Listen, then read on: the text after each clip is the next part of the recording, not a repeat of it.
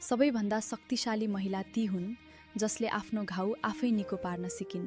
जिन्दगीले धेरै पटक लडायो, धेरै पटक रुवायो, कहिलेकाहीँ त आफूलाई नै चिन्न नसक्ने गरी भित्रभित्रै तोडिदियो। तर ती सबै पीडाहरूका बीच पनि जसले हार मानिनन्, बरु फेरि उठेर आफ्नो जीवनलाई नयाँ ढङ्गले निर्माण गरिन्, उनी नै साँच्चीकै बलियो महिला हुन्। म यहाँ रिस, बदलाको भावना वा कसैलाई जित्ने कुरा गरिरहेकी छैन। म त ती महिलाको कुरा गर्दैछु जसले एक्लोपनको अँध्यारोमा आफैसँग सङ्घर्ष गरिन्, आफ्ना आँसु आफै पुछिन् र आफ्नो दुःखलाई नै शक्तिमा बदलिन्। जीवनले उनलाई धुलो चटायो, तर उनले त्यही धुलोबाट उठेर आफूलाई अझ बलियो बनाइन्। जब विश्वास गरेका मानिसहरू टाढिए, जब आफ्नो भनिएकाहरूले साथ छोडे, तब उनले एउटा अमूल्य सत्य बुझिन्।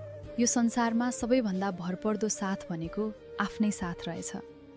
त्यही दिनदेखि उनले आफूभित्र भरोसा गर्न सिकिन्। आफ्नो सबैभन्दा कठिन समय एक्लै पार गरेकी महिलामा एउटा गहिरो आत्मविश्वास जन्मिन्छ। उनलाई अब एक्लोपनले डराउँदैन, किनकि उनले एक्लै भएर पनि आफूलाई हराउन दिएकी हुँदैनन्।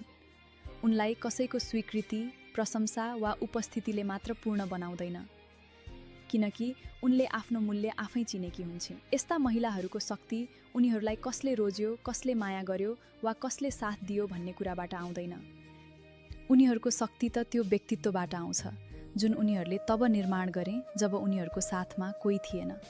उनीहरूलाई थाहा भइसकेको हुन्छ, ठुलै आँधी आए पनि जरा बलियो छ भने रुख ढल्दैन।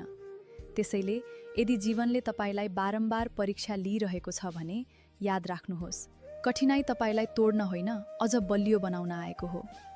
हरेक घाउले केही सिकाउँछ, हरेक आँसुले केही परिपक्व बनाउँछ र हरेक सङ्घर्षले तपाईभित्र लुकेको शक्ति चिनाउँछ।